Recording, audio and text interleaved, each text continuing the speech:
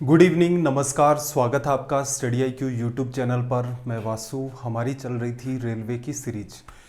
90 days में हमने 1730 सवाल डिस्कस कर लिए थे। अपना सिलेबस मैथ्स का कंप्लीट हो चुका था, जिसका हमने टारगेट लिया था। उसके बाद हमने डे 91 से स्टार्ट किया था अपना रिवीजन का सेशन। आज डे 94 है, मतलब रिवीजन की क्लास हमारी 4 है। क्या डिस्कस करेंगे तो देखो, पिछली क्लास में रेशियो एंड प्रोपोर्शन का कुछ पार्ट हमने डिस्कस कर लिया था। आज हमें बचा हुआ रेशियो एंड प्रोपोर्शन डिस्कस करना है। इसके अलावा एज या फिर आयु चैप्टर डिस्कस करना है। फिर हम डिस्कस करेंगे मिक्सचर एंड एलिगेशन।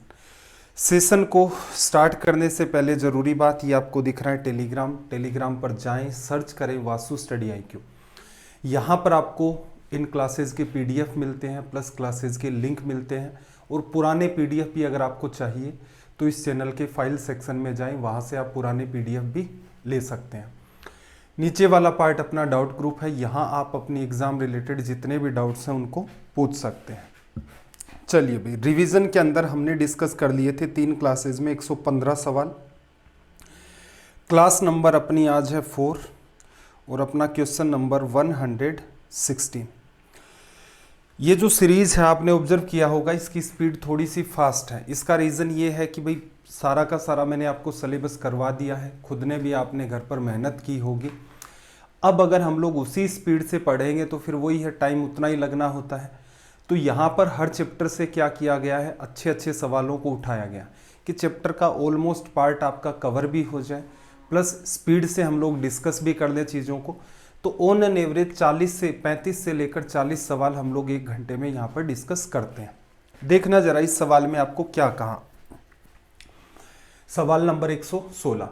एक कंपनी में कर्मचारियों की संख्या को 9:4 में घटा दिया गया है और वेतन को 2:5 में बढ़ा दिया गया है। कंपनी का खर्च किस अनुपात में घटा या बढ़ा? बात को समझे। 9:4 में घटाने का मतलब क्या है, पहले 9 कर्मचारी थे, बाद में 4 हो गए। सैलरी जो है वो 2:5 में इंक्रीज कर दी गई है। इसका मतलब क्या है, पहले एक एम्प्लॉय को 2 रुपये मिलते थे, अब कितने मिलेंगे, 5। कंपनी का टोटल एक्सपेंडिचर, भाई पहले कितनी टोटल सैलरी देनी पड़ रही थी और आज की डेट में टोटल कितनी सैलरी देनी पड़ रही है, ये रेशियो निकालना है। पहले 9 एम्प्लॉय थे, एक को 2 रुपये देते थे, तो 9 गुणा 2 18 रुपये। अब 4 एम्प्लॉय बचे हैं, एक को 5 रुपये दे रहे हैं, तो 4 गुणा 5 20 रुपये। तो इसका मतलब पहले खर्चा अपना 18 रुपये का था, अब 20 का है, 2 से कट रहा है, 9:10। तो इसमें तो कुछ करना नहीं था, वर्बली ये सवाल हो रहा है, तो 9:10 ये अपना हो गया रिजल्ट। 117 में देखना, एक परीक्षा में पास हुए व फेल हुए छात्रों का रेशियो जो है 25:4 है। यदि 5 छात्र और आ जाएं व फेल हुए छात्र 2 कम हो जाएं तो पास हुए छात्रों व फेल हुए छात्रों का अनुपात क्या होगा, 22:3। परीक्षा में शामिल कुल छात्रों की संख्या। इन सवालों के लिए आपको क्या बताया था कि आप चाहें तो पास अपोन में फेल का या फेल अपोन में पास का रेशियो बना लें। आपका मन करे तो आप पास अपोन में टोटल का रेशियो बना लें। आपका मन करे तो आप फेल अपोन में टोटल का रेशियो बना लें। जनरली हम लोग इन दोनों को ज़्यादा प्रीफर करते थे, क्योंकि इसके अंदर क्या है, टाइम इस पैटर्न के कंपैरिजन में थोड़ा सा कम लगता है। बातें वही हैं। तो सीधे सीधे एक बात उठा लेते हैं हम लोग कि पास अपोन टोटल के हिसाब से इस सवाल को हम लोग सोल्व करेंगे। देखना, स्टूडेंट कितने हैं भाई, पास होने वाले 25 और फेल होने वाले 4। तो ऐसा कर लो, पास होने वाले स्टूडेंट ले लो आप 25x और टोटल स्टूडेंट कितने हो गए, 25 और 4 29x हो गए, लिखा जा सकता है। फिर देखना, 5 छात्र और आ गए, तो इसका मतलब टोटल 29x थे, इसमें कितने का इंक्रीज हो गया, 5 का, 5 और आ गए। फिर इसने क्या किया कि फेल हुए छात्र 2 कम हो, तो इसका मतलब ये हुआ कि जो 5 स्टूडेंट आए हैं वो तो किस में जाएंगे, पास में जाएंगे ही जाएंगे। प्लस पहले जितने भी स्टूडेंट आपके फेल हो रहे थे उसके कंपैरिजन में 2 कम फेल होंगे। तो पास होने वाले नए स्टूडेंट कितने, पहले वाले तो हैं ही हैं, 5 बच्चे और आए वो भी पास हुए, 2 फेल हो रहे थे वो अब पास हो रहे हैं। तो इसका मतलब पास होने वाले स्टूडेंट पहले 25x थे, अब कितने बढ़ चुके हैं, 5 और 2 7। अब इसने बताया पास और फेल का रेशियो। पास होने वाले स्टूडेंट्स कितने हैं 22, फेल वाले 3, तो टोटल कितने हो गई भाई अपने पास 25। सोल्व करें, सोल्व करेंगे तो देखना जरा यहाँ से 25 गुणा में 25 यहाँ से आ जाएगा और 29 गुणा में 22 यहाँ से आ जाएगा। कैंसिल आउट हो रहा है? कुछ भी नहीं कैंसिल आउट हो रहा है। और ये आ जाएगा 25 गुणा 7। देखो 25 गुणा 7 आपका 175, 22 गुणा 5 माइनस का 110। ये बात लेफ्ट में बनी, लेफ्ट में मेंटेन है, ये बात राइट में बनी, लेफ्ट में ले गए। अब देखो 29x को 22 से करेंगे। देखो 22 को अगर आप 30 से करते हो, 22 गुणा 3 66, 660 आएगा। 29 मतलब एक कम से करना था मल्टीप्लाई। 660 में से 22 को लेस कर दोगे तो कितना मेंटेन होगा 638x। 25 गुणा 25 625 x इधर आ गया, ये इस साइड में बना था, राइट में भेज दिया। इसे कर लेते हैं हम लोग सोल्व। देखना 13x यहाँ से आ गया, 175 तो यहाँ से कितना आ गया 65, ये इससे कट गया। x की वैल्यू कितनी आ गई भाई 5। परीक्षा में शामिल कुल छात्रों की संख्या, देखो ओरिजिनली तो इतने स्टूडेंट ही एग्जाम में शामिल थे, बाद में तो इसने ये कहा था कि अगर ऐसा हो जाए तो ये रेशियो मेंटेन होगा। तो बाद में जो 5 स्टूडेंट आए हैं वो एक्चुअल में आए नहीं है। उसने कहा कि यदि 5 छात्र और आ जाए तो वो तो कंडीशन थी नया रेशियो दिखाने की। एक्चुअल में 29x स्टूडेंट थे, x की वैल्यू आपके पास 5 से गुणा किया, 9 5 45, 10 और 4 14। तो इसका मतलब इनिशियल लेवल पर हमारे पास 145, 9 5 45, 145 स्टूडेंट थे। चलो भाई अगले सवाल की तरफ मूव करते हैं, जल्दी से लैंग्वेज को रीड करें।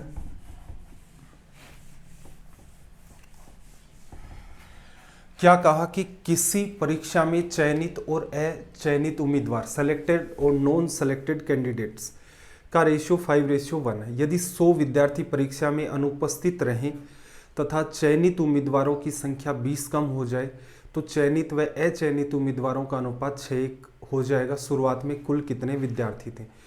इनिशियल लेवल पर इसने बात कही है। देखो यही पैटर्न हम लोग फिर से उठा लेते हैं पास अपॉन टोटल का। देखना इनिशियल लेवल पर 5x स्टूडेंट तो सेलेक्ट हो गए, x स्टूडेंट सेलेक्ट नहीं हुए, तो टोटल कितने 5 और 1 6x। अब क्या कह रहा है 100 स्टूडेंट जो है वो अब्सेंट हो जाएं तो टोटल में से 100 को घटा दो। फिर इसने क्या कहा कि चयनित उम्मीदवारों की संख्या 20 कम हो जाए, तो 5x हो रहे थे, इनमें से क्या कर दिया आपने 20 को लेस कर दिया। अब पास और फेल का रेशियो कितना है 6:1। पास होने वाले 6, फेल होने वाला 1, तो टोटल कितने 7। पास अपॉन टोटल का रेशियो, इसे सोल्व करना है। 7 गुणा 5 35x, 6 गुणा 6 36x, राइट साइड में 35 चला जाएगा, 36 में से लेस होकर x। इसे देखना 7 गुणा 2 14, 140, ये 600 इधर आएगा, 600 में से आपने 140 को लेस कर दिया तो आपके पास कितना बचा भाई 460 लिखा जा सकता है। आपसे पूछा टोटल स्टूडेंट, टोटल स्टूडेंट तो आपके ये थे, यहाँ से x की वैल्यू उठाई और रखी 0, 6 से गुणा करोगे 36, 24 और 3 आपके पास आ गया 27, 2760। तो ये अप्रोच है आपकी जो एग्जाम के लिए हमने सीखी थी कि एग्जाम में अगर ऐसे सवाल आएंगे तो डील करने का अपना ये तरीका रहेगा। फिर देखना एक लाइब्रेरी की बात कर रहा है कि स्टोरी बुक्स मतलब कहानियों की किताब है और जो अदर बुक्स हैं उनका रेशियो कितना है 7:2। उनमें 512 कहानी की पुस्तकें हैं, कुछ और कहानियों की पुस्तकों का संग्रह किए जाने से उक्त अनुपात कितना हो जाता है 15:4। तो कहानियों की और कितनी पुस्तकों का संग्रह किया गया है, तो कुछ और कहानियों की किताबें। तो इन सवालों को वैसे तो देखो आप डील इस हिसाब से कर सकते हो कि इनिशियल लेवल पर आपके पास स्टोरी बुक्स और आपके पास जो नॉन स्टोरी बुक्स हैं उनका रेशियो कितना है 7:2। ठीक है। फिर क्या कहा कि कुछ और कहानियों की due to collection of some more story books, अब ये रेशियो कितना हो गया 15:4। अब एक बात बताओ इंक्रीज उसने किस में किया स्टोरी बुक्स के अंदर, इसका मतलब नॉन स्टोरी बुक्स की तो संख्या क्या रहेगी फिक्स रहेगी। तो बेटर है हम लोग नॉन स्टोरी बुक्स का रेशियो भी सेम कर दें। 4 मेंटेन करना है तो ऊपर वाले को 2 से गुणा कर दो, तो ये रेशियो कितना आ जाएगा भाई 14 रेशियो के अंदर 4। तो ये फिक्स होना चाहिए था, इसको आपने फिक्स कर दिया। चलो कहानियों की और कितनी किताबों का संग्रह किया गया। अब कर लेते हैं कंपैरिजन। पहले स्टोरी बुक्स कितनी थी 14, अब कितनी हो गई 15, एक का इंक्रीज किया। 14 किसको बताता है भाई 1512 को, एक की वैल्यू चाहिए, 14 बताता है तो इसका मतलब 14 का डिवीजन कर दो, एक की वैल्यू हमें चाहिए थी, रिजल्ट आ जाएगा। देखना एक बार भाग चला गया, एक बचा, 11 में नहीं भाग जा रहा है, फिर आपके पास 112, 112 कितनी बार डिवीजन हो गया 108 बार, तो यहाँ से ये आ गया आपका रिजल्ट, लिखा जा सकता है। तो ये सिंपल सी अप्रोच होती है। आई होप आपने अगर पहले मेहनत की है पैरेलल के अंदर, जो 90 डेज अपनी सीरीज चली थी, तो अब आपको बिल्कुल भी इश्यू नहीं आ रहा होगा। अब सीधे सीधे बात पकड़ में आ रही है कि ये एग्जाम अप्रोच होती है, छोटा सा पार्ट आपको लिखना है, इतने में ही आपका काम चल जाता है। फिर देखना एक सवाल, एक आदमी अपने 2 महीनों की आय 3 महीने के समय में खर्च करता है। यदि उसकी मासिक आय 6000 है तो उसकी वार्षिक बचत कितनी है। देखना 3 महीने में इसने कितने पैसे कमाए भाई 18000, खर्च कितने कर दिए जितने 2 महीने में कमाए थे, 12000 खर्च कर दिए, बचे कितने 6000, 3 महीने में 6000 रुपये बचाए। 3 महीने साल में कितनी बार है 4 बार, तो 6 गुणा में 4 24,000 रुपये इसकी क्या हो जाएगी टोटल सेविंग। ऑप्शन बी अपना यहाँ से क्या हो गया करेक्ट। चलो 2 टोकरियों में 640 आपके पास ऑरेंजेज या फिर संतरे हैं। पहली टोकरी में से संतरों का 1/5 पार्ट दूसरी में डाल दिया तो दोनों टोकरियों में संतरों की संख्या बराबर हो जाएगी। पहली टोकरी में संतरों की संख्या कितनी थी। देखना एक आपके पास पहली बकेट है और दूसरे वाली बकेट है, ठीक है। क्या करें, पहली का 1/5 भाग, इसका मतलब अगर इसमें टोटल मिलाकर के कितने 5 संतरे थे तो इसका 1/5 लोगे तो एक संतरा आप क्या करोगे इस तरफ डाल दोगे। इसमें कितने बचे भाई 4। अब इसने क्या कहा कि भाई इसके पास 5 थे, इसने 1/5 पार्ट दूसरे वाले बकेट के अंदर डाल दिया तो दोनों में नंबर ऑफ ऑरेंजेस क्या है सेम हो गए। इसके पास तो 4 बचे हैं, एक इसने इधर ट्रांसफर कर दिया खुद का, इक्वल होने चाहिए थे। इसका मतलब ऑलरेडी इसके पास कितने संतरे रहे होंगे 3 रहे होंगे, ठीक है। तभी तो 3 संतरे इसके पास रहे होंगे इनिशियल लेवल पर। इसने 5 में से एक इसको दे दिया, इसके पास 4 और इसके पास 4 हो गए। अब आपसे क्या कह रहा है कि दोनों के अंदर मिला करके 640 संतरे हैं। 8 की वैल्यू किसको बताती है 640 को, 1 की वैल्यू किसको बताएगी 8 का भाग दे दोगे 80 को। आपसे क्या कर रहा है पहली टोकरी में संतरों की संख्या कितनी थी इनिशियल लेवल पर 5, इसको 5 से गुणा कर दोगे तो आपका रिजल्ट मेंटेन होगा 400। इनिशियल लेवल पर पहली टोकरी के अंदर हमारे पास 400 संतरे थे। चलो भाई अब बात कर लेते हैं कोइंस के जो सवाल हैं। एक बॉक्स की बात देखो, पैसे बनते कैसे हैं कुल मिलाकर ये देखना। पैसे के ऊपर जो कुछ भी लिखा होता है, जैसे आप ये देखते हैं किसी सिक्के के ऊपर ये लिखा है तो ये इसकी होती है फेस वैल्यू, ठीक है। आपके पास कितनी मनी है टोटल, आपके पास कुल कितना धन है, तो ये क्या लिखते हो सिक्कों की संख्या कितनी और हर सिक्के की फेस वैल्यू कितनी। जैसे आपके पास 5 सिक्के हैं, फेस वैल्यू 2 है एक सिक्के की, तो 5 गुणा में 2 10 रुपए हैं आपकी जेब में। ऐसे ही आपके पास मान लो 3 सिक्के हैं, एक सिक्के की फेस वैल्यू 10 रुपए है, तो टोटल रुपए कितने हो गए 3 गुणा में 10। ये कॉमन सेंस वाली सी बात है। अब देखना एक बॉक्स में 180 रुपीज़ है, 1 रुपये 50 पैसे और 25 पैसे। एक बात का और ध्यान रखना है, जितनी भी यूनिट आप काम में लेते हैं, जैसे लेफ्ट साइड में टोटल मनी आप लिखते हो रुपए में, तो राइट साइड के अंदर भी सारा का सारा मामला क्या करें रुपए में रखें इक्वेशन में, या लेफ्ट में अगर चीज़ों को पैसे में लिख रहे हैं तो राइट साइड में भी सारी चीज़ों को पैसे में रखें। यूनिट बैलेंस करके नहीं चलेंगे, किसी भी एक पार्ट की यूनिट को बैलेंस नहीं करेंगे तो लास्ट में जाकर आंसर मैच नहीं होता है, तो यूनिट बैलेंस करनी है। चलो ये सिक्के हो गए, सिक्कों की संख्या का अनुपात कितना है 2 3 4, 50 पैसे के सिक्कों की संख्या। आप सीधी सटीक बात ये है, आप ऐसा करो कि 1 रुपए के सिक्के कितने हैं 2x, इससे धन कितना बनेगा, सिक्कों की संख्या 2x, 1 रुपए के हैं तो फेस वैल्यू 1 हो गई, तो ये इनसे पैसे बन गए। फिर 50 पैसे के सिक्के कितने हैं 3, हमने मान लिया 3x सिक्के हैं 50 पैसे के, ये तो नंबर ऑफ कॉइन्स हो गया। फेस वैल्यू कितनी है 50 पैसे की 1/2 रुपीज़ लिखा जा सकता है। फिर देखना आपके पास 25 पैसे के 4 सिक्के हैं, नंबर ऑफ कॉइन्स, और फेस वैल्यू कितनी आ गई है 25 पैसा, मतलब 1/4 रुपए। टोटल मनी की बात करें तो बैग में हमारे पास 180 रुपए है। आपको किसकी वैल्यू निकालनी, आपको ये बताना है कि 50 पैसे के कितने सिक्के हैं, जो कि कितने 3x। तो एग्जाम में ऐसे डील करते, 4 से 4 कट गया। अब देखना 2 तो x ये हो गया, 1x ये हो गया, 3x में 3/2 आप ऐड करोगे तो ये कितना हो जाएगा, 3 में 3/2 ऐड करोगे, 6 और 3 9, 9/2x की वैल्यू हमारे पास कितनी है 180। ये पार्ट इससे कट गया 20 बार। x की वैल्यू कितनी आ गई 40। x की वैल्यू 40 इसमें रखते ही आपको पता चल रहा है कि टोटल नंबर ऑफ कॉइन्स 50 पैसे के कितने हैं आपके पास 120। ये सिंपल सा कॉन्सेप्ट है, इसी के बेस के ऊपर आप सवालों को इजी वे में डील कर सकते हैं। पेशेंस बना के रखें, अपने दिमाग के सीट बेल्ट भी बांध के रखें। सेशन स्पीड से ही चलेंगे ये वाले।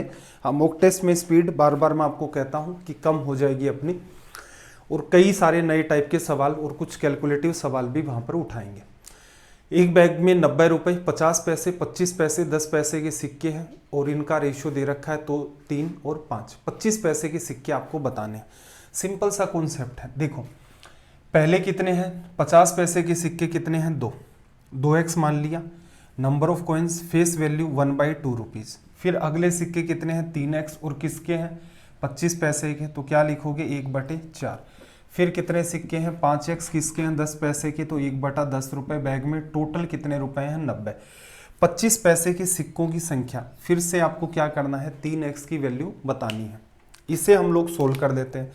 ये पार्ट आपका इससे कट गया, 5 से काटोगे आपका 2 बार।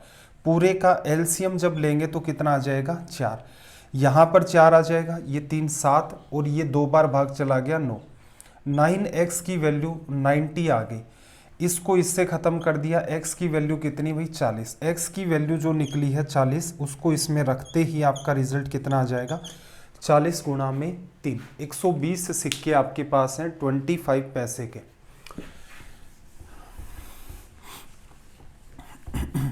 देखना अगला सवाल, एक बैग में कुल इस बार क्या कहा 90 सिक्के हैं, रुपए नहीं बताए। सिक्कों के मूल्यों का अनुपात कितना है 2:8:5। इसमें क्या है 1 रुपए के, 2 रुपए के और 5 रुपए के सिक्के। देखो मूल्य अब क्या कह रहा है कि प्रत्येक प्रकार के सिक्कों की संख्या कितनी है।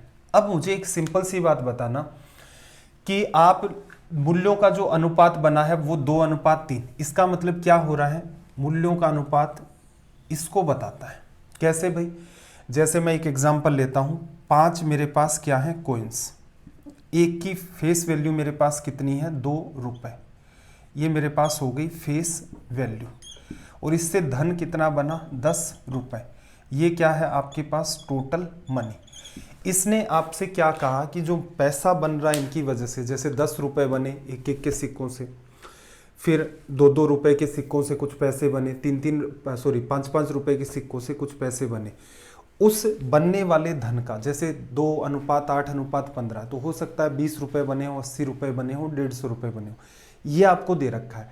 इस बार उसने आपसे सिक्कों की संख्या पूछी है किसमें कितने हैं, तो आपको पहले पता तो चले कि सिक्कों की संख्या का अनुपात क्या है, फिर तो आप जस्टिफाई कर देंगे कि 90 सिक्के हैं, इस रेशियो में उनको डिवाइड कर दें। तो एक बात बताओ, जब भी अगर आपको सिक्कों की संख्या की नीड हो तो आप क्या करो, टोटल मनी के अंदर डिवीजन किसका कर दो, फेस वैल्यू का। ये एक अलग पैटर्न और होता है सवाल बनाने पूछने का। तो देखना जरा, टोटल मनी पैसा कितना बना, पहले केस में मान लो 2 रुपए बने, दूसरे केस में 8 रुपए बने, तीसरे केस में 15 रुपए बने। ठीक है, लिख दिया ऊपर। आप चाहें तो 2x 8x 15x लिख दें कि 1-1 रुपए से 2x रुपए बने, 2-2 रुपए के सिक्कों से 8x रुपए बने, 5-5 रुपए के सिक्कों से 15x रुपए बने। लेकिन फाइनली जब हम लोग रेशियो लेंगे तो वो x आपका कैंसिल आउट हो जाएगा। और हम रेशियो किसका ले रहे हैं, सिक्कों की संख्या का अनुपात। टोटल मनी उसने दे रखी है, फेस वैल्यू कितनी है, पहले केस में 1 रुपए के सिक्के, 2 रुपए के सिक्के और 5 रुपए के सिक्के। ये रेशियो कितना आ गया 2:4:3। तो असल में सवाल आपको एग्जाम में जो करना था वो इस अप्रोच से करना था। अब इजी है, कैसे, 1-1 रुपए के 2 सिक्के और 2-2 रुपए के 4 सिक्के, 5-5 रुपए के 3 सिक्के, टोटल 4 3 7 2 9। 9 किसको बताता है 90 को। 90 को बताता है, एक एक जीरो लग गया सबके साथ, ये 20 सिक्के, 40 सिक्के, 30 सिक्के, ये आपका रिजल्ट हो गया। तो आप ऐसे कर सकते हैं। एक लाइन लिखनी थी, डिटेल में आपको हर बात पता होनी चाहिए। डिटेल में नहीं पता होगी, आप सोचेंगे रट लेंगे। दो ही टाइप के सवाल बनते हैं सिक्कों के अंदर, एक तो धन का अनुपात दे देता है, एक सिक्कों की संख्या, फेस वैल्यू का आपके पास, सॉरी फेस वैल्यू का तो रेशियो नहीं देता, एक में जो टोटल आपका धन बन रहा है उसका अनुपात, एक में सिक्कों की संख्या का अनुपात। दो ही टाइप के सवाल बनते हैं। ये जो दूसरा किया ये बहुत कम आता है एग्जाम्स के अंदर, लेकिन पूछता है। इसमें बच्चे पता नहीं क्यों कंफ्यूज हो जाते हैं। इजी है, इसका सारा लो इजी वे में हो जाएगा। देखना क्या कहा, एक बैग में 360 रुपए, 1 रुपए 50 पैसे और 25 पैसे के सिक्कों के रूप में है। सिक्कों की संख्या है 25 पैसे सिक्के। देखो सीधे सीधे क्या करो, दो सिक्के, 2x किसके हैं, 1 रुपए के। फिर क्या कहा इसने, 3x सिक्के हैं 50 पैसे के। फिर क्या करो, 4x सिक्के हैं 25 पैसे के, और कुल मिलाकर के पैसे हैं आपके पास 360। लिखा, सोल्व कर दें इसको, 4 से 4 कट गया, 2 और 1 आपके पास 3 हो गया, 3 गुणा 2 6, 9x divide by 2 equals to में 360। किससे कटा ये, 4 बार, और इससे गुणा कर दिया तो x की वैल्यू 80। पूछा क्या है, 25 पैसे। 25 पैसे कौन से हैं, ये वाले। 8 गुणा 4 32। तो 25 पैसे के सिक्कों की संख्या कितनी आ गई हमारे पास, 320। चलो भाई, एक ये भी सवाल किया था हमने रेशियो के अंदर कि कोई हीरा टूटता है तो उसकी जो वैल्यू है वो कैसे अफेक्ट होती है। इसने क्या कहा, किसी हीरे का मूल्य उसके भार के वर्ग के अनुक्रमानुपाती होता है। फॉर एग्जाम्पल आसान भाषा में समझे, इसका मतलब क्या है, हीरा 10 ग्राम का है, वजन का स्क्वायर कर दो, हीरे की कीमत आ गई 100 रुपए में बिकेगा। हीरा 9 ग्राम का है, 9 का स्क्वायर 81, हीरा 81 रुपए में। हीरा 4 ग्राम का है, 4 का स्क्वायर कर दोगे 16 आएगा, हीरा 16 रुपए में बिकेगा। ठीक है, इसका ये लॉजिक है। एक हीरा क्या है, 4 टुकड़ों में इस प्रकार से टूटा कि वजन 1:2:3:4 हो गया। टूटने पर हीरे के मूल्य में 1,40,000 रुपए की हानि हुई। तो बताइए टूटने से पहले हीरा कितने मूल्य का था। हीरा टूटा 1 ग्राम, 2 ग्राम, 3 ग्राम, 4 ग्राम, ये मान लेते हैं। तो टोटल 4 3 7 2 9 और 1 10।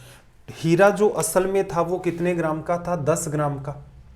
ये इसका वेट, ठीक है। और इसकी रेट करोगे तो आपको जस्ट क्या करना था, यहां से यहां जाओगे तो स्क्वायर। हीरा पहले रेशियो में 100 रुपए का था, बाद में हीरा 4 टुकड़ों में टूटा, किस रेशियो में, 1:2:3:4। स्क्वायर कर दोगे 1 रुपए, ये बिकेगा 4 रुपए में, ये बिकेगा 3 का स्क्वायर 9 में, और ये 4 का स्क्वायर 16 के अंदर। हमें तो बस बताया उसने कि हीरा जितने भी ग्राम का होगा उसका स्क्वायर कर दो, बस वो उसकी कीमत हो गई। तो आप यहां से ऑब्जर्व करते हैं कि अब हीरे की जो कीमत है 16 और 9 25 5 30। असल में हीरा कितने रुपए का था, 100 रुपए का। अब कितने में, टूटने के बाद 4 टुकड़े हो गए, चारों के वेट का स्क्वायर किया, ये रिजल्ट आया, 30 में बिकेगा। लॉस कितने का है भाई, 70 का। असल में लॉस कितने का बता रहा है, 1,40,000, 1.4 लाख लिख देते हैं। टूटने से पहले हीरा कितने का था, 70 को आपने 1,40,000 में बदला, तो किससे गुणा किया, 20,000 से। इसको भी 20 से कर दोगे तो ये असल में देखा जाए तो 2 लाख आपका रिजल्ट बन जाएगा। ये एक सिंपल सी इनकी अप्रोच होती है सोल्व करने की। कैलकुलेशन आसान थी, तो अगर आप चाहते तो और इजी वे में भी इसको डील कर सकते थे। अब देखो सवाल अपने स्टार्ट हो गए हैं। चैप्टर अपना एज या फिर आयु। आयु में एक तो बेसिक सवाल होते हैं और एक सवाल होते हैं क्रॉस मेथड पर बेस्ड। क्रॉस मेथड कैसे बना था ये तो एक्सप्लेन नहीं करूंगा मैं, क्योंकि वो हमने पहले डिस्कस कर दिया है। अपनी फाइनल एग्जाम अप्रोच निकल के आई थी कि एज के जो सवाल है हम डिस्कस करेंगे क्रॉस मेथड से। देखना, एक आदमी की वर्तमान आयु उसकी 6 साल पहले की उम्र से 20% अधिक है। आदमी की वर्तमान आयु 20% 1/5 होता है, ठीक है। और कितने साल पहले, 6 साल पहले। तो इसका मतलब 1/5, पहले वो 5 था, 5 का 20% 1, आज की डेट में वो कितने का है, 6 का। पहले उम्र उसकी रेशियो में 5 थी, अब उसकी जो उम्र है वो रेशियो के अंदर कितनी हो चुकी है, 6। कितने का इंक्रीज, 1 का। आज से 6 साल पहले, इसका मतलब ये जो 5:6 है, इनके बीच का गैप 1 साल है, रेशियो में 1 है, असल में ये 6 साल है। 1 किसको बताता है, 6 को। तो आज जो 6 है असल में वो किसको बताएगा, 6 × 6 36 को। ये सवाल आप चाहे तो इजी वे के अंदर वर्बली कर सकते हैं। 128 देखना, पी और क्यू की आयु का योग 110 है।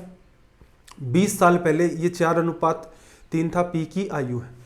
देखो 20 साल पहले पी भी 20 साल छोटा था, एज कम कर दो, क्यू भी 20 साल छोटा था। आज उनकी एज का सम कितना हो रहा है 110।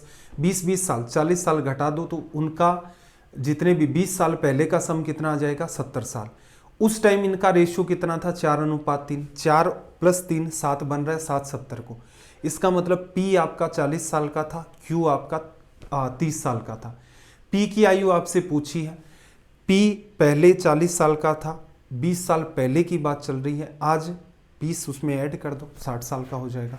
तो ये सवाल भी आप थोड़ा सा दिमाग लगाएं तो वर्बली डील कर सकते हैं। देखो राधा की शादी 6 साल पहले हुई थी, उसकी वर्तमान उम्र उसकी शादी के समय की उम्र की कितनी है 6/5। 6/5 का मतलब क्या हो गया, यहाँ पर जो भी एज मानोगे उसका 6/5 करोगे।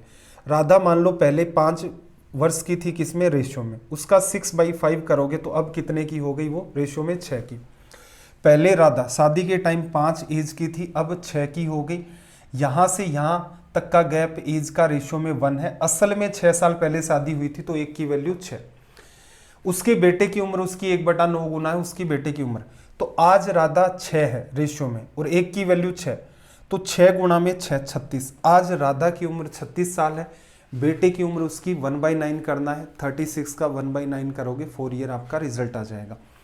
कोशिश करें, देखो थोड़ा सा दिमाग पर जोर डालेंगे तो आपको अपने आप समझ आने लग जाएगा कि ये सवाल ऐसे, इनको आप वर्बली कर सकते हैं। देखो राधा और उसकी माँ की आयु का योग कितना है 63 वर्ष। 4 साल पहले उसकी माँ की उम्र उस समय राधा की उम्र की 4 गुना थी। राधा की माँ की वर्तमान आयु 4 साल पहले की अगर हम लोग बात करें तो राधा की उम्र भी 4 साल कम कर दो, उसकी माँ की उम्र भी 4 साल कम कर दो। यहाँ से आप 63 में से आप 4 और 4 8 लेस करेंगे तो 4 साल पहले दोनों की एज का सम कितना होगा 55 ईयर। अब उसने एक रेशियो और दिया कि 4 साल पहले उसकी माँ की जो उम्र थी उस समय राधा की उम्र की 4 गुना थी। राधा अगर रेशियो में 1 थी तो उसकी माँ कितनी हो गई 4, तो 1:4, टोटल एज कितनी 5। 5 किसको बताता है 55 को, 11 से गुणा किया। राधा की माँ को टारगेट करना है तो 11 गुणा 4 44। उस समय राधा की माँ की उम्र 44 वर्ष थी। आज की डेट में पूछ रहा है तो ये स्टोरी सारी की सारी चल रही है 4 साल पहले, 4 उसमें ऐड कर दो तो उस आज की डेट में राधा की उम्र है 48, राधा की माँ की उम्र है 48 वर्ष। चलो भाई, 1 साल पहले राहुल और सचिन की उम्र का अनुपात 6:7 था। 4 साल बाद ये है 7:8 हो जाएगा। यहां पर आपको क्या काम में लेना है ऐसे सवालों में, क्रॉस मेथड। देखो 1 साल पहले 1 ईयर बिफोर या फिर अगो, 1 साल पहले कौन कौन है आपके पास, राहुल एंड सचिन। ठीक है, क्या रेशियो था भाई 6:7 ये चल रहा था। ठीक है, 4 साल बाद आफ्टर ये अनुपात कितना हो जाएगा 7:8। इस एज के साथ एक्स ले लेते हैं।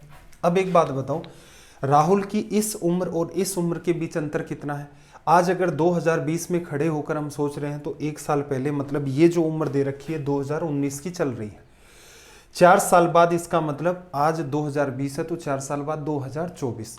तो इस उम्र और इस उम्र के बीच जो अंतर चल रहा होता है, इनके बीच का जो अंतर चल रहा होता है, यहाँ भी 4 साल और 4 साल नहीं 5 साल, क्योंकि 1 साल पहले और 4 साल बाद तो टोटल 5 साल हो गया गैप।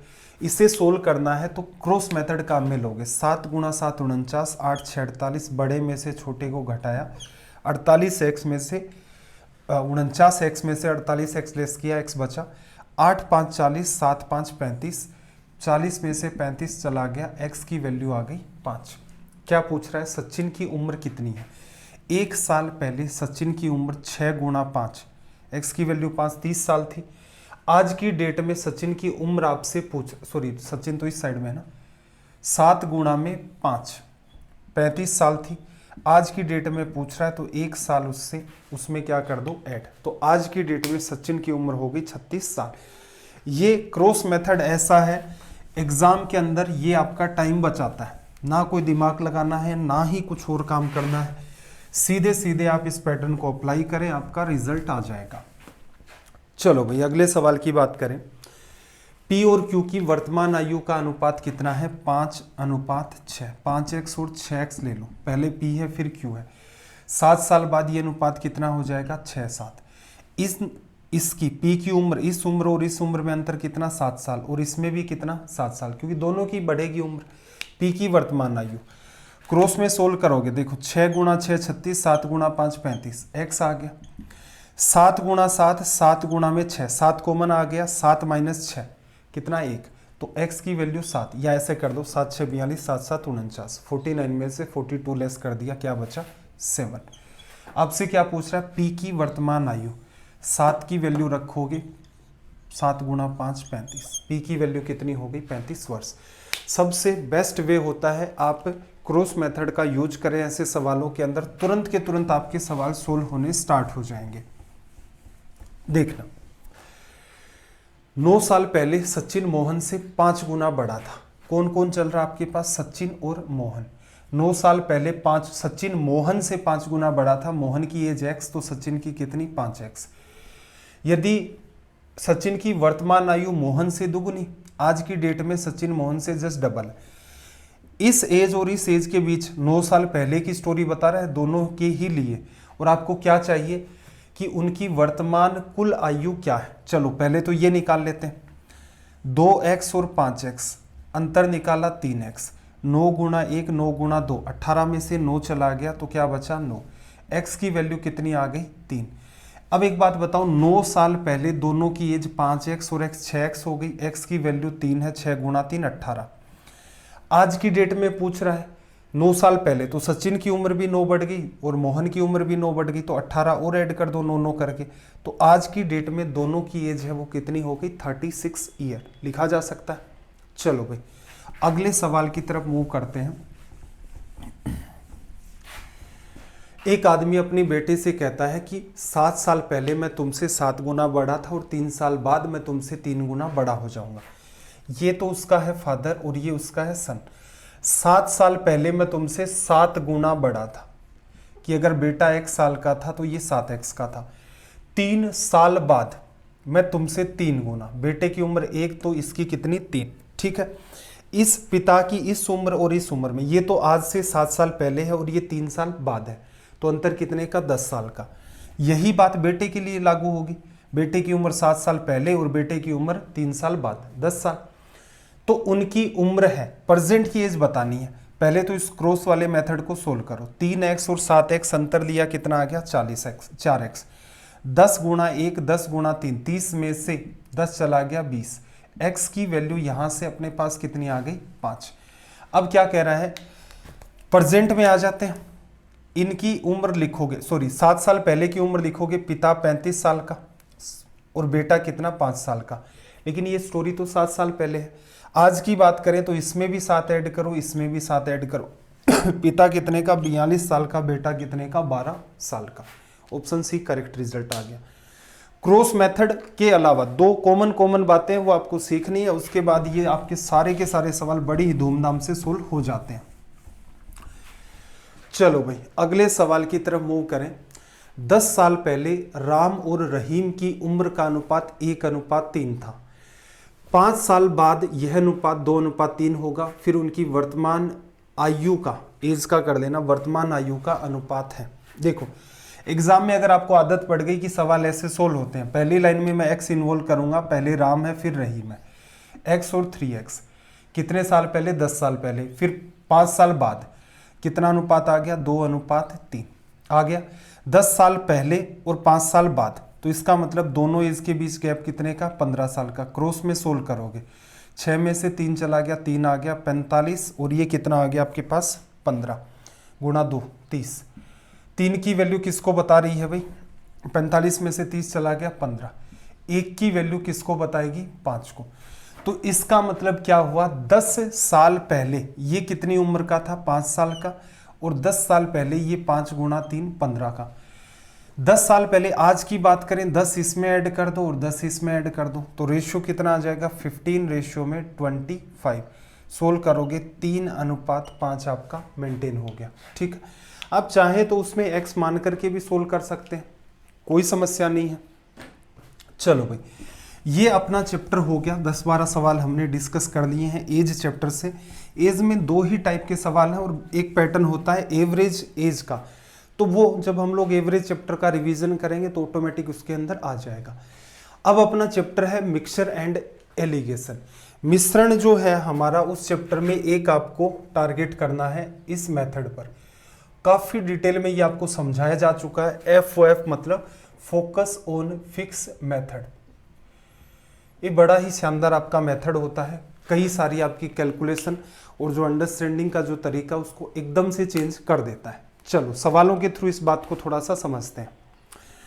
देखना क्या कहा कि एक 300 ग्राम चीनी व पानी के मिश्रण में 60% चीनी है, इस मिश्रण में कितना पानी मिला दिया जाए। तो देखना जरा, FOF जहां भी लगता है वहां या तो मिनिमम आपके पास 2 बर्तन होते हैं या कई बार आपके पास 3 बर्तन होते हैं। देखना इनिशियल लेवल पर आपके पास क्या है 300 ग्राम क्या sugar and water, 300 gram sugar और वाटर का सॉल्यूशन है। फिर क्या कह रहा है, इसमें कितना पानी मिला दें।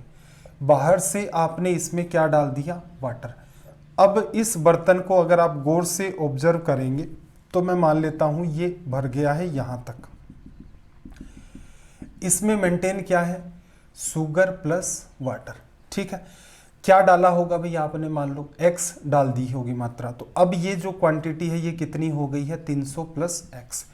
पूछा क्या है कि नए मिश्रण में बताइए इस मिश्रण में कितना पानी और मिला दिया जाए। मतलब ये जो x है इसकी वैल्यू क्या होगी जो आपने बाहर से डाला है। इन दोनों बर्तनों को अगर आप गौर से ऑब्जर्व करें तो फिक्स क्या है। अब ध्यान रखना, FOF जब भी अप्लाई करेंगे तो आपको पता चलेगा कि परसेंटेज कम ज़्यादा हो जाता है, रेशियो की वैल्यू है वो भी ऊपर नीचे हो जाती है, लेकिन एक क्वांटिटी ऐसी मिलती है आपको जो क्या रहती है आपकी फिक्स। एक ऐसी क्वांटिटी आपको दिखेगी जो यहाँ पर फिक्स मेंटेन होगी। तो क्या आप बता पाएंगे कि ऐसी कौन सी क्वांटिटी है पहले बर्तन और दूसरे बर्तन में। चीनी और पानी इसमें भी है, चीनी और पानी इसमें भी है, इसमें पानी बाहर से आ रहा है। तो आप कह सकते हैं कि यहाँ पर जो हमारा फिक्स वाला पार्ट है वो क्या है, शुगर लिखा जा सकता है। ये डायग्राम आपके दिमाग में बनना चाहिए कि इस हिसाब से आपका मामला चला। अगर आप इस सवाल के डायग्राम को दिमाग में डील कर ले जाते हैं और आप ये ढूंढ ले जाते हैं कि कौन सी क्वांटिटी, रेशियो चेंज होते हुए दिखेंगे आपको, परसेंटेज चेंज होता हुआ दिखेगा, लेकिन एक क्वांटिटी है वो फिक्स रहेगी। तो फिक्स आपने क्या पकड़ा भाई, फिक्स पकड़ा, बाहर से पानी डाल रहे हैं तो शुगर। तो देखना जरा 300 ग्राम में 300 ग्राम इनिशियल लेवल पर लिया, इसका 60%, 300 ग्राम का 60% आपके पास क्या है, शुगर क्वांटिटी होगी शुगर की। बाद में मान लेते हैं इसमें x आपने पानी मिला दिया, तो नया मिक्सचर कितने का हो गया, 300 प्लस x का। अब क्या कह रहा है, आधा दूध आधा पानी, इसका मतलब शुगर की जो परसेंटेज है वो कितनी है, 50%। 300 का 60% भी शुगर की क्वांटिटी है और 300 प्लस x का 50% भी क्या है, शुगर की क्वांटिटी। तो इसका मतलब शुगर की क्वांटिटी फिक्स है, इसलिए इक्वल कर दिया। बाहर से पानी मिलाया था वो आपको दिख रहा है।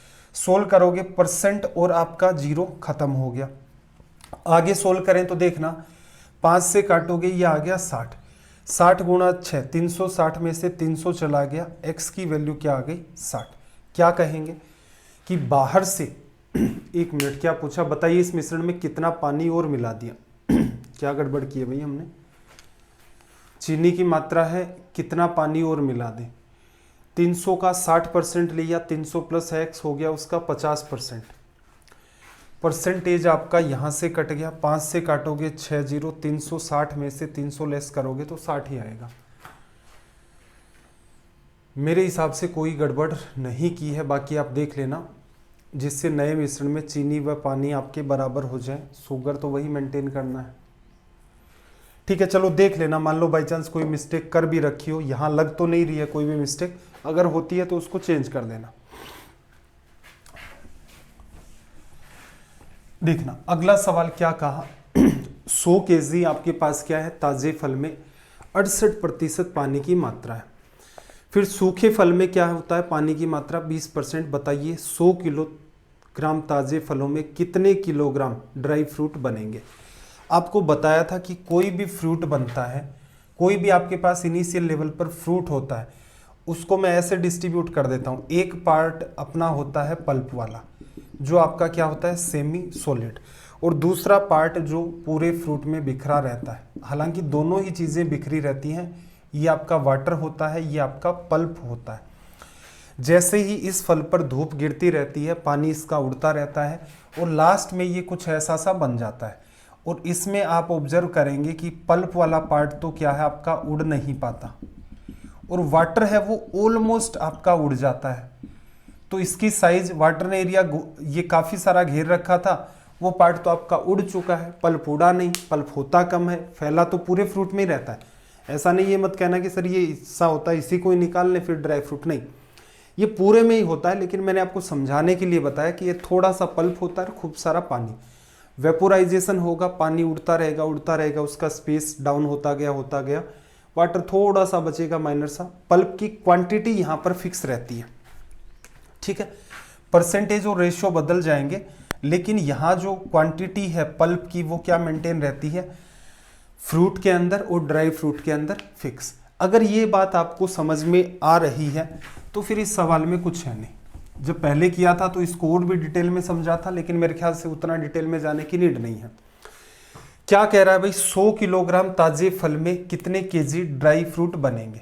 अब एक बात बताओ, 100 केजी अगर आप फ्रूट लेते हो, इसमें वाटर कितना है 68%, तो बचा हुआ पार्ट आपका पल्प है जो कि कितना होगा 32%, ठीक है, ये क्या हो गया आपका पल्प। ठीक, हमने ड्राई फ्रूट बना लिए, ड्राई फ्रूट मैंने मान लिया कि x किलो बन रहे हैं। अब एक बात बताओ, x किलो के अंदर भी तो कुछ तो पानी है और कुछ पल्प है। जब फल आपका सूख जाता है तो ड्राई फ्रूट या फिर मेवे बन जाते हैं, उसमें पानी की मात्रा कितनी 20%। आपको पता है पानी पहले कुछ ज्यादा था, फिर वेपोराइज होकर के उड़ गया, पल्प फिक्स है। 20% अगर सूखे फल में पानी है तो बचा हुआ 80% क्या होगा पल्प। पल्प की क्वांटिटी पहले इतनी थी, बाद में इतनी थी, आपको पता है पल्प उड़ तो पाएगा नहीं, तो इसका मतलब क्वांटिटी फिक्स रहेगी। इससे सोल्व कर देते हैं, ये इससे कटा, 0 से 0 कटा, 8 से काटोगे 4 बार, 40 क्या आ जाएगी x की वैल्यू, लिखा जा सकता है। तो ये सिंपल सा आपका कॉन्सेप्ट होता है इन सवालों को डील करने का। चलो भाई, सवाल नंबर 138, थोड़ा सा जूम कर देता हूं मैं इसको।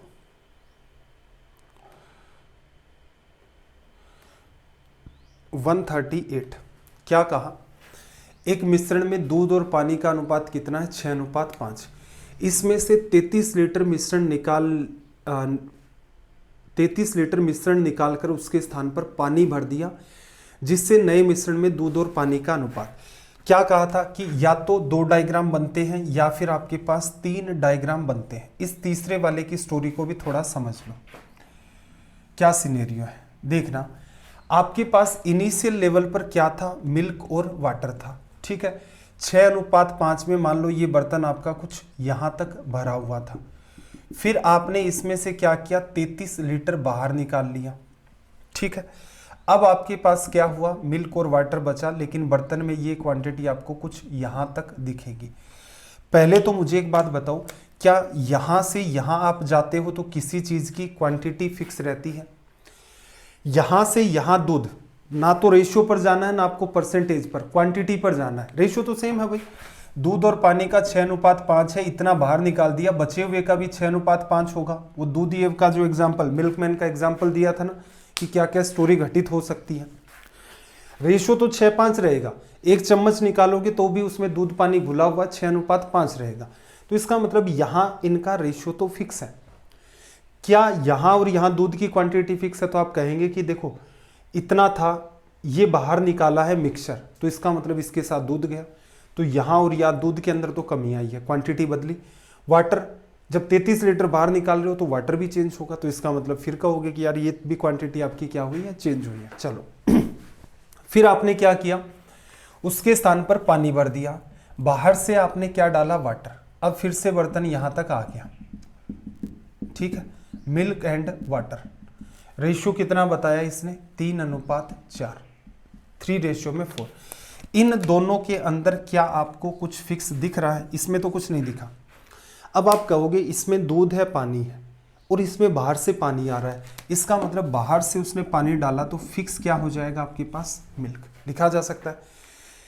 अब आपसे क्या कह रहा है कि ये बताइए इस मिश्रण में कितनी दूध की मात्रा थी, मतलब इनिशियल लेवल पर। आप ऐसा कर दो, शुरुआत के अंदर ये टोटल मिक्सचर कितने का था, 6x और 5x।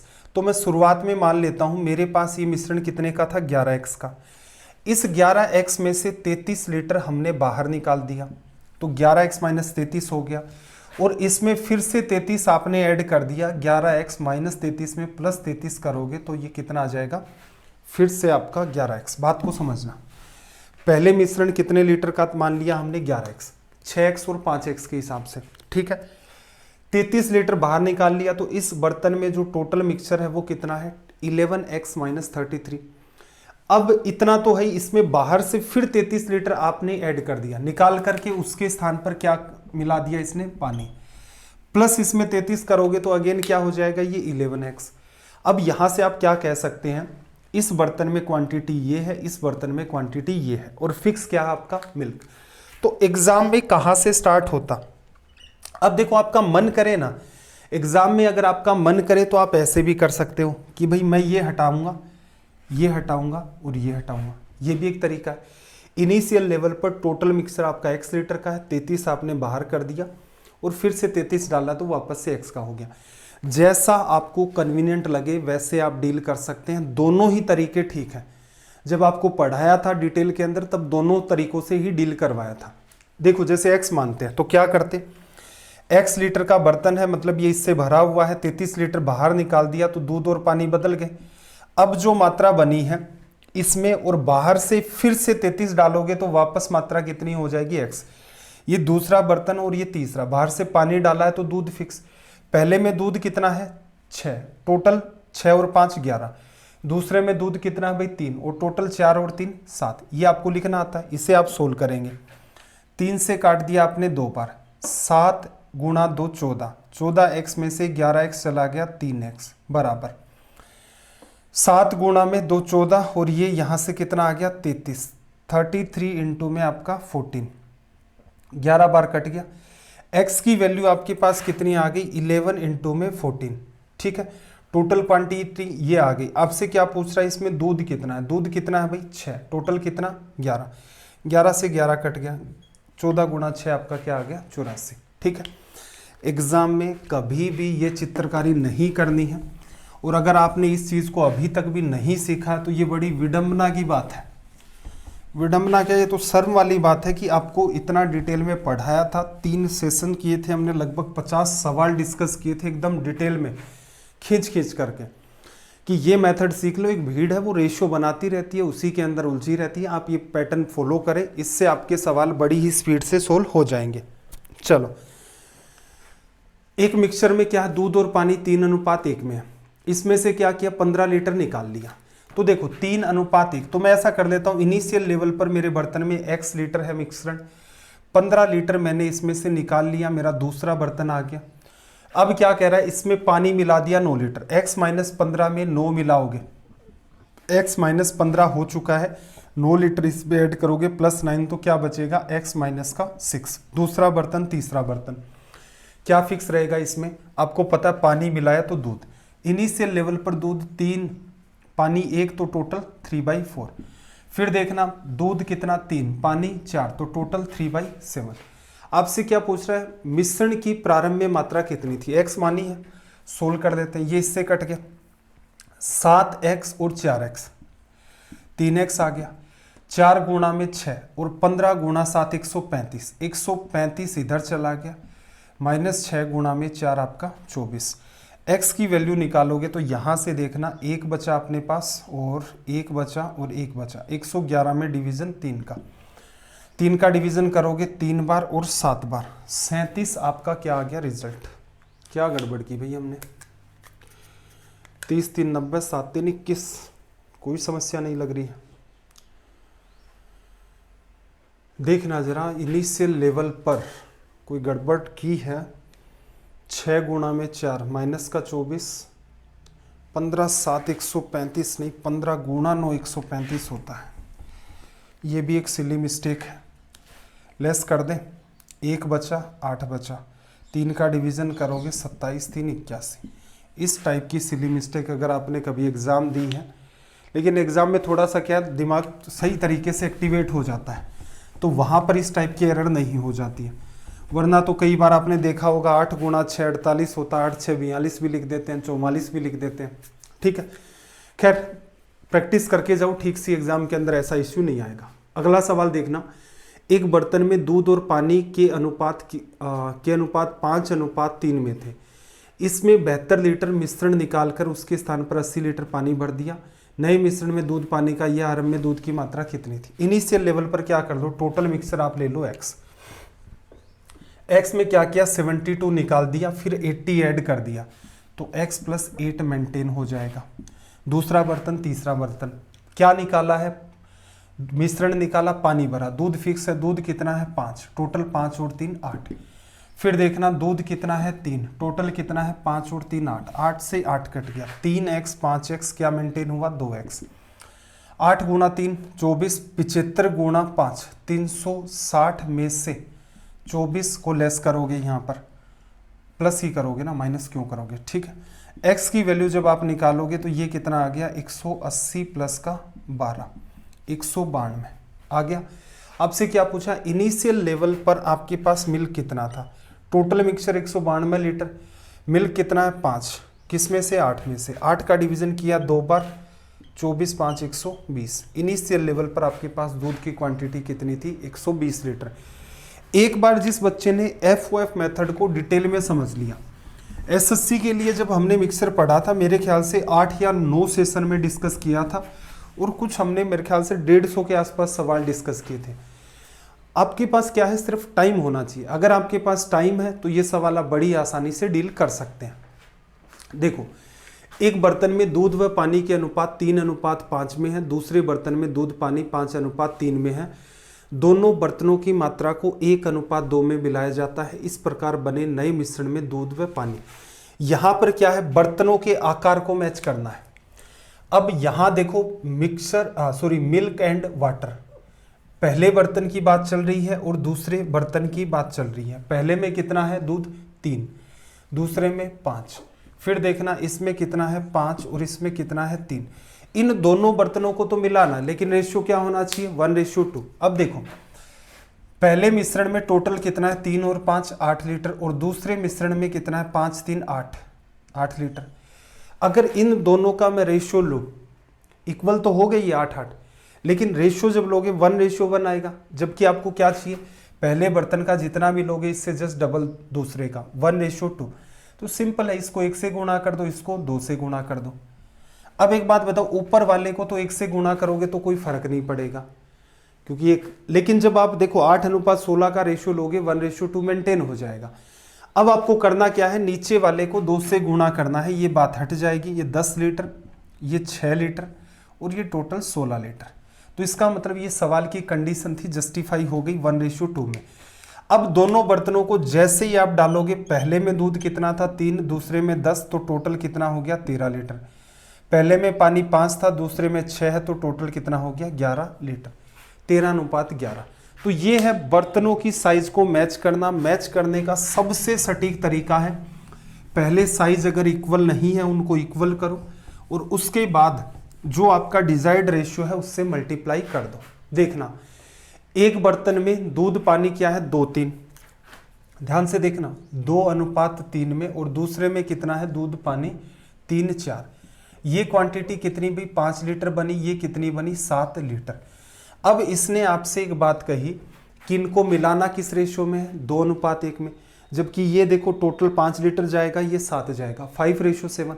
तो क्या करना, पहले तो इक्वल करो। ऊपर मैं अगर 7 का गुणा कर दूं, नीचे 5 का गुणा कर दूं, तो टोटल 5 गुणा 7 35 लीटर, 7 गुणा 5 35 लीटर। दोनों ही बर्तनों का आकार क्या कर दिया 35-35 लीटर। अब मुझे क्या करना है 2:1 मेंटेन करना है, तो ऊपर क्या कर दो 2 से गुणा कर दो। ये तो आपने क्या किया है साइज को इक्वल, और ये क्या है आपकी जो कंडीशन है। तो ये कितना बनेगा 7 गुणा 5 35, 2 70 लीटर, और ये 35 70:35 35 2:1 आपका मैच हो गया। काम की बात बस यही है, पहले इक्वल कर दो, फिर जो रेशियो चाहिए उससे मल्टीप्लाई कर दो। चलो अब देखना ये सब तो सेम था, बाहर एक्स्ट्रा मल्टीप्लाई 14 का किया है, 14 का अंदर करोगे पहले बर्तन में 28 लीटर दूध और दूसरे में 5 का गुणा किया 15 लीटर। पानी देखो 14 से करोगे तो ये 42 लीटर और 5 गुणा 4 20 लीटर। ऐड कर दें 20 30 और 43 लीटर दूध हो गया है, और 60 और 2 62 लीटर पानी हो गया है। तो रेशियो आ गया 43:62। क्या करना है, जो भी रेशियो दे रखा है पहले बर्तनों के आकार को इक्वल करो, कर दिया 7 और 5 से गुणा करके, फिर 2:1 में चाहिए तो उस 2:1 का मल्टीप्लाई कर दो, काम चल जाएगा। अभी भी बात नहीं बन रही है तो पुराने सेशन जरूर देखें भाई।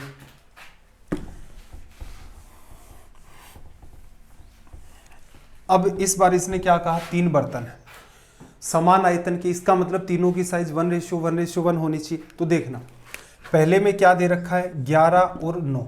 एक बात बताओ टोटल कितने लीटर का मिश्रण हो गया 20 लीटर का। दूसरे में कितना है 7:3, कितने लीटर का बना हुआ ये तो 10 ही लीटर का। बर्तनों का आकार तीनों का ही सेम होना चाहिए। ये कितने का है 3:2, बर्तन कितने लीटर का बना 5 का। अब मुझे एक बात बताओ तीनों का आकार अगर सेम करना है तो सबसे इजी वे क्या है, क्या बना ले 20 10 5 का एलसीएम लिया तो आपने क्या पाया 20 ही होगा। ये बना हुआ है, इसको 2 से गुणा कर दो 20 लीटर का हो गया, इसे 4 से गुणा कर दे ये भी 20 लीटर का। जैसे ही आपने मल्टीप्लाई किया आपकी जो कंडीशन है कि समान आयतन वाले बर्तन वो जस्टिफाई हो गए। अब मिलाओगे तो दूध दूध एक साथ अटैच करके लिख लो, पानी पानी एक साथ। देखना 4 गुणा 3 12 लीटर यहाँ से आया दूध, 7 गुणा 2 14 लीटर यहाँ से आया, 26 हो गया। 26 में आप 11 ऐड करोगे तो कितना आ जाएगा 37 लीटर आ गया। फिर देखना अगले में 4 2 8 और 3 2 6, 8 और 6 14, 14 में 9 जोड़ा तो कितना आ जाएगा 23, 37:23। ऑप्शन बी हमारा यहाँ से करेक्ट रिजल्ट हो गया। फिर देखना भाई अगले सवाल में इसने देखो थोड़ा सा और गेम बनाया है, ध्यान से रीड करो लैंग्वेज को। 3 कंटेनरों के आयतन का अनुपात 3:4:5 है। तो इसमें क्या करना पहले बर्तनों के आकार को सेम करो, फिर 3 4 5 से गुणा कर दो, आ जाएगा रिजल्ट। दूध पानी का ये इसने रेशियो दिया, तीनों कंटेनर को एक चौथे में उड़ेल दिया जाता है, चौथे कंटेनर में दूध पानी का रेशियो सिंपल है। देखना पहले में दूध कितना 4 पानी 1, टोटल मिक्सचर 5 लीटर का। फिर देखना अगले में 3 और 1, टोटल कितना 4 का। फिर इसमें 5 और 2 कितने का भाई 7 का। अब इंपॉर्टेंट खेल यहां से स्टार्ट होता है, क्या ये 5 लीटर ये 4 लीटर ये 7 लीटर साइज इक्वल नहीं है, 5 4 7 का एलसीएम कुछ भी कॉमन नहीं है, 5 गुणा 4 गुणा 7। तो इसका मतलब इसको आप 7 और देखो इन सब का एलसीएम क्या आ जाएगा 5 × 4 × 7, कुछ भी कॉमन नहीं है। तीनों की साइज यही बनाओगे पहले तो इसका मतलब इसको 4 गुणा 7 से गुणा करेंगे, 7 गुणा 4 क्या हो गया अपना 28, इसे 7 गुणा 5 35 से करेंगे और इसे 5 गुणा 4 20 से करेंगे। ठीक है आ गया। ये आपने काम किया है, ये तो तीनों बर्तनों का आकार सेम किया है। 28 गुणा में 5 140, 35 4 140, 7 गुणा में 20 140। बर्तनों का आकार समान, लेकिन बर्तनों का आकार किस रेशियो में चाहिए 3:4:5, इस रेशियो में आपको चाहिए। ठीक, अब वहाँ एक बात और बताई थी मैंने कि चीज़ें अगर कॉमन आ रही हैं तो एक पार्ट से कट जाती हैं, लेकिन ध्यान रखना कई बार मामला बिगड़ भी जाता है, ध्यान नहीं रहता इस वाले पार्ट से भी कट कर देते हैं, तो उस पार्ट को अवॉइड करना। सीधे सीधे मल्टीप्लाई करो भाई। क्या करें दूध को जोड़ लें, 4 का गुणा इससे करना है, 4 गुणा 3 12, 12 गुणा 8 96, 12 गुणा 2 24, 24 में 9 जोड़ा 33, 336 ये आ गया। 35 गुणा 4 140, 140 में को 3 से किया 420, 20 गुणा 5 100 में 5 जोड़ा आपका कितना आ जाएगा 500। एडिशन करोगे तो यहाँ पर इसकी वैल्यू कितनी आ गई 6 3 और 2 5, 5 4 9 3 12। या तो क्या होगा 1256 सीधे सीधे इन्वॉल्व होगा या मल्टीपल में होगा, ऐसी कोई बात नहीं दिख रही है।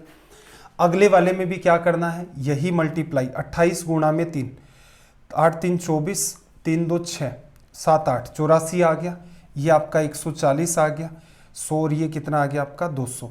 एडिशन करोगे तो यहाँ से 4, 8 और 4 12, 2 3 और 1 4, 424। ऐसा कौन सा है जो राइट साइड में 424 का मल्टीपल लिए बैठा है? तो अगर आप गौर से देखेंगे तो देखना क्या 65 424 का मल्टीपल है, क्योंकि कुछ तो कुछ कट ही रहा है, नहीं मिलेगा, क्योंकि 65 का इवन मल्टीपल तो 0 क्रिएट करेगा। 65 गुणा में 2 130, ओड के लास्ट में क्या आ जाएगा 5, ये तो नहीं बन रहा।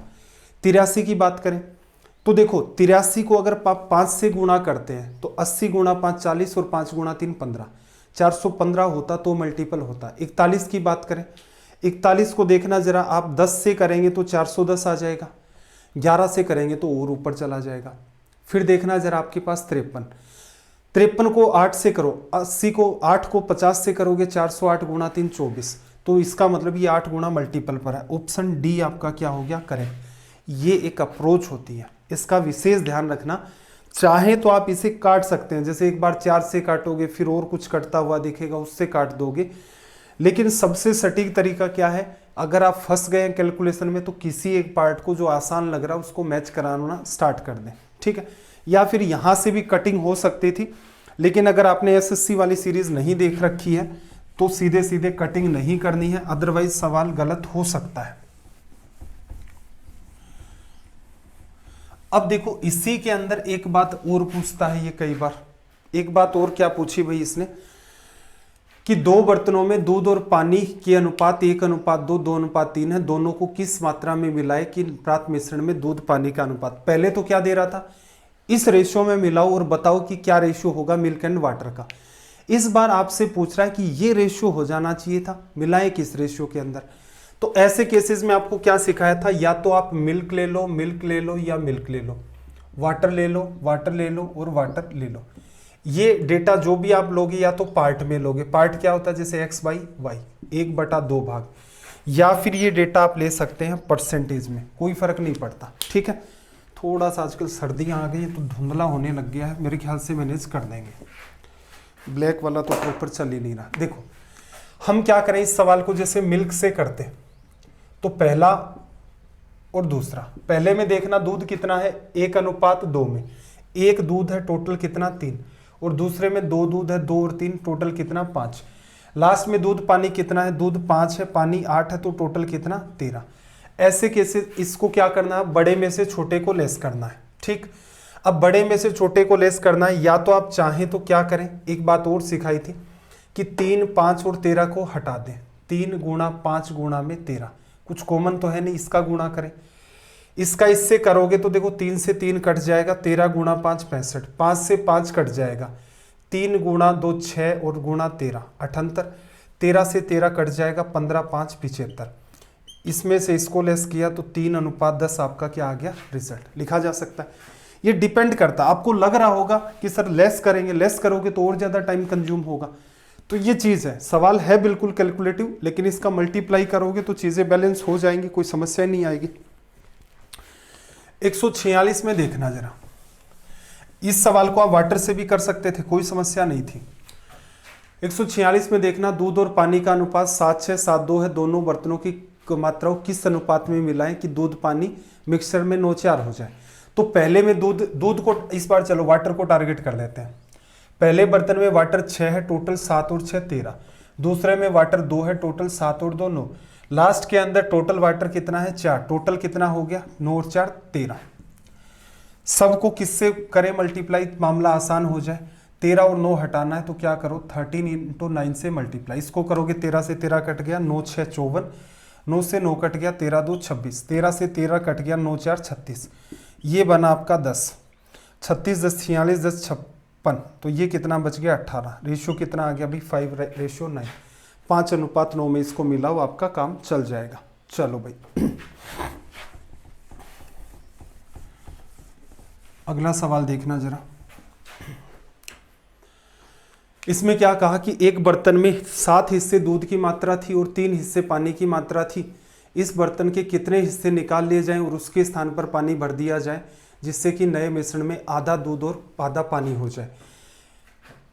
देखो इसको ऐसा करो, एक बर्तन है और इसके अंदर आपको क्या पता है, मिल्क रेशियो वाटर ये दे रखा है ना, 7 दूध है और 3 मिल्क है। इसमें से कुछ पार्ट उसने निकाला, उसकी जगह इसने क्या कर दिया, कुछ निकाल लेगा तो ये बर्तन पहले यहाँ तक भरा हुआ था तो बर्तन अब यहाँ तक आपका भरा हुआ रहेगा, और इसके अंदर वापस से कुछ क्वांटिटी और डाल देगा तो ये बर्तन फिर से पूरा का पूरा भर जाएगा। पहला, दूसरा और तीसरा। देखो यहाँ से 7:3 दूध और पानी दोनों है, बाहर निकालोगे दोनों ही क्वांटिटी चेंज होंगी। यहाँ पर एक क्वांटिटी आपकी फिक्स रहेगी, और फिक्स क्वांटिटी क्या रहेगी देखना जरा, इस बर्तन में कितना हिस्सा निकाला जाए उसका पानी मिला दिया जाए। मिल्क आपका यहाँ से फिक्स होगा। अब डील करने का तरीका आपका मन करे वैसे कर लो। सबसे बेस्ट तरीका आपको क्या बताया था, अगर आप पूरे के पूरे को 1 लीटर का मानते हैं, इसमें से आपने x लीटर मान लो वो बाहर निकाला है, तो x आपने बाहर निकाला है किसके बेसिस पर, 1 के बेसिस पर, तो x ही आपका आंसर होगा। ये भी कहा था आपका मन करे 100 लीटर का मान लो, 50 का मान लो, 30 का मान लो, सबसे बेस्ट क्या है 1 मानोगे। 1 माना, 1 लीटर मतलब 1000 मिलीलीटर, 1 लीटर में से x उसने बाहर निकाल दिया, उसकी जगह फिर कितना बच गया यहाँ पर 1 - x वापस डाल दिया, 1 बचा। एग्जाम में ये सवाल कैसे सिखाए थे, 1 लीटर का बर्तन माना आपने, x उससे बाहर निकाल दिया, फिर से x वापस डालोगे तो 1 मेंटेन होगा। फिक्स क्या है आपका, यहाँ पर आपने देखा दूध कितना है भाई 7 और पानी 3, टोटल 10। बाद में 1:1 हो जाता है, दूध 1 पानी भी 1, टोटल 2। सोल्व कर ले, ये इससे कटा 5 बार, 5 इधर चला जाएगा, ये 7 इधर आ जाएगा, 7 और 5 तो यहाँ बचा 2 = 7x। x की वैल्यू कितनी आ गई 2/7, 2/7 भाग आप रिप्लेस कर दें। बहुत ही डिटेल में हमने ये सवाल किए थे पीछे जब हमने सीरीज पढ़ी थी अपनी, तो मेरा उद्देश्य ये है कि चीज़ें आपकी जल्दी से जल्दी रिकॉल होती जाए बिना कोई आपका टाइम किल हुए। चलो भाई, अगले सवाल के अंदर इसने क्या कहा है, सवाल नंबर 148। एक बर्तन जिसमें 40 लीटर दूध की मात्रा थी, कीमत 3.5 रुपये है, इस बर्तन में कितनी मात्रा पानी की मिला दी जाए कि दूध और पानी कीमत का मूल्य 2 रुपये। यहाँ पर क्या करते थे, प्राइस टारगेट है, प्राइस के अंदर देखो मिल्क की रेट कितनी चल रही है भाई आपकी 3.5, इसमें वाटर मिलाया है, वाटर की रेट आपको क्या बताया था कि जब तक नहीं देता है तब तक ये मान के चलो पानी फ्री का है, और पूरे मिक्सचर की रेट 2 रुपये। बड़े में से छोटे को लेस करना है तो यहाँ से रिजल्ट ये आ जाएगा, 10 से गुणा कर दोगे ये 20 बन जाएगा, 5 से काटोगे 4:3। अब आपसे क्या पूछ रहा है कि 40 लीटर मिल्क कितना है भाई आपका 40 लीटर, दूध कितना, सॉरी पानी उसके अंदर कितना मिला दे, वाटर उसमें 30 लीटर मिला दो, कंडीशन जस्टिफाई हो जाएगी। चलो भाई, ये आज का अपना सेशन हो गया सवाल नंबर 148 तक। स्पीड कुछ ज़्यादा है, सवाल थोड़े बड़े बड़े होते हैं तो नंबर ऑफ क्वेश्चंस 40 के आसपास अपने नहीं हो पाते हैं, वरना तो 160 सवाल होने चाहिए थे अभी तक। ठीक है, चलो फिर भी कोशिश करेंगे जितनी भी स्पीड अपनी मेंटेन होती है। अब कुछ बच्चे मैसेज करके बता रहे थे, रुस्ट भी चल रहे थे, जैसे टेलीग्राम के ऊपर भी मैसेज किया था, फेसबुक पर भी किया था, कुछ ने इंस्टाग्राम पर भी, कि सर ये इतना फास्ट समझा रहे हो तो इससे हमारे समझ में क्या आएगा, हमारे तो कुछ समझ में ही नहीं आता। तो मुझे एक बात बताओ, मतलब आप इतने भयंकर लेवल के बुद्धिजीवी कब हो गए? 90 डेज के अंदर आपको 1730 सवाल करवाएं या इससे ज़्यादा ही होंगे, एकदम आराम से। वही चीज़ें मैं रिवीजन में करवा रहा हूँ, तो आप क्या मेरे से उम्मीद कर रहे हैं कि जैसा मैंने वहाँ पढ़ाया था वही डर रहा यहाँ मेंटेन कर दूँ? आपकी पढ़ने लिखने की नीयत है नहीं भाई। देखो सीधी सी बात है कि ऐसे मेरे पास 10-12 मैसेज हो गए थे, इसलिए मैंने सबका अलग अलग रिप्लाई देना भी ठीक नहीं समझा। वीडियो देख रहे हैं तो आप ध्यान से सुने। आप ये 90 दिन वाला पढ़ लो, आपको मिक्सचर नहीं समझ में आ रहा है, 90 दिन वाला पढ़ो। ये भी आप इससे भी डिटेल में जानना चाहते हैं कि सर रेलवे से भी डिटेल में, पीछे भी 8-9 क्लासेज में 150 सवाल के आसपास मिक्सचर के आपको मिल जाएंगे, वो पढ़ लो।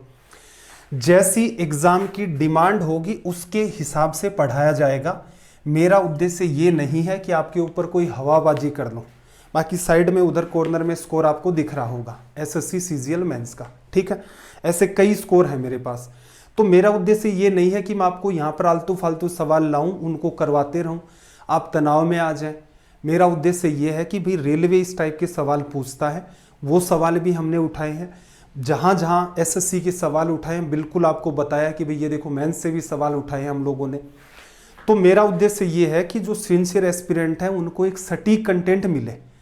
अब कोई ये चाहता है कि सर यहाँ आप स्पीड कम करो, यहाँ नंबर ऑफ क्वेश्चंस को डिटेल में बताओ, भाई मैं आपके लिए नहीं बनाऊँ। आपको पढ़ना है, टाइम निकालें 90 दिन का। अगर मैं आपको टारगेट लूँगा, पहले वाला आप पढ़ना नहीं चाह रहे हैं, आज से आपने शुरुआत की है तो इसके डे 1 से स्टार्ट करें। तो आपके लिए नहीं पढ़ा रहा हूँ, मैं उनके लिए पढ़ा रहा हूँ जिनको सच में सिलेक्शन लेना है, जो दिन रात लगा करके अपनी पढ़ाई कर रहे हैं, डेडिकेशन लगा रखा है। मुझसे उम्मीदें हैं उनको कि भाई हाँ ठीक है, स्टडी आई कि उनके लिए एक ठीक कंटेंट प्रोवाइड करवा रहा है और इसको पढ़ करके उनका सिलेक्शन हो जाएगा। उस बच्चे को इम्प्रेस करना मेरा बिल्कुल उद्देश्य नहीं है जो कल आया था, अब वो डिमांड कर रहा है कि इतना फास्ट क्यों। भाई रिवीजन क्लास है, चलेगी फास्ट, मॉक टेस्ट करेंगे, उसमें सवालों का लेवल भी और भी बढ़ाया जाएगा, वो फिर स्लो होगी। तो आपको क्या करना है जीवन में, पहले थोड़ा सा आप डिसाइड करें। बाकी अपना वही है कि कितने भी बच्चे देखें, जो वादे किए हैं वो पूरे कर दिए जाएंगे और आपके वॉचिंग के हिसाब से आगे के वादे किए जाएंगे। चलिए भाई, सेशन कैसे लगते हैं एटलीस्ट कमेंट करके जरूर बताया करें। कोई आपका सजेशन है तो बिल्कुल आप सजेशन भी रखें। चलिए फिर, आपका दिन रात सब मंगलमय हो। मिलते हैं अगली क्लास में। जय हिंद, जय भारत।